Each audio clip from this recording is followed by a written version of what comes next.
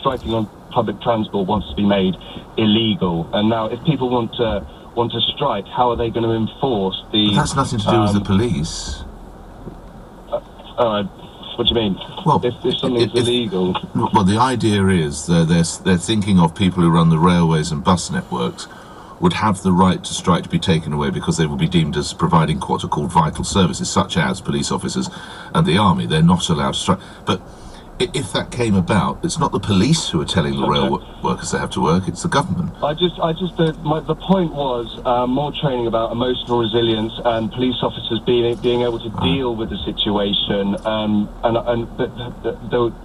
the situations that I've witnessed, it's quite evident that the worked up.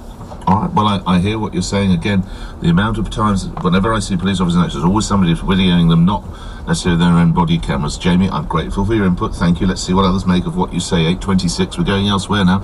We're going to the US. So here's Chuck Schumer, the Senate Minority Leader for the Democrat Party. Leader McConnell's 30-minute partisan stem winder contained hardly a single defense of the President of the United States on the merits.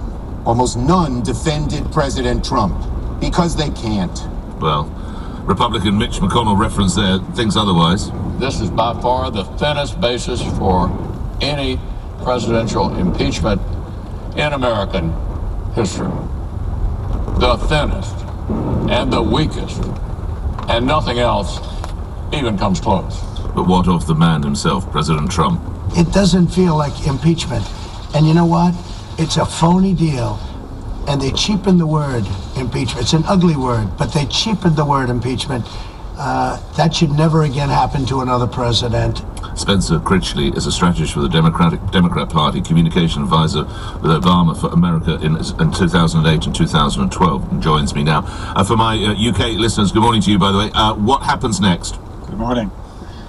What happens next? I guess one of the things that needs to happen next is that we need to see what Mitch McConnell plans to do in the way he plans to run the trial in the Senate. Of course, it sounds like Leader Pelosi, Nancy Pelosi, has concerns about that. I think justifiable concerns given Mitch McConnell's record of not really being trustworthy on observing process properly like this. We can only think of the Supreme Court appointment of Merrick Garland, for example, is a notable example there. Commentators in the UK, Mr. Critchley, saying the easy bit's done, now come the hard yards. Is that fair?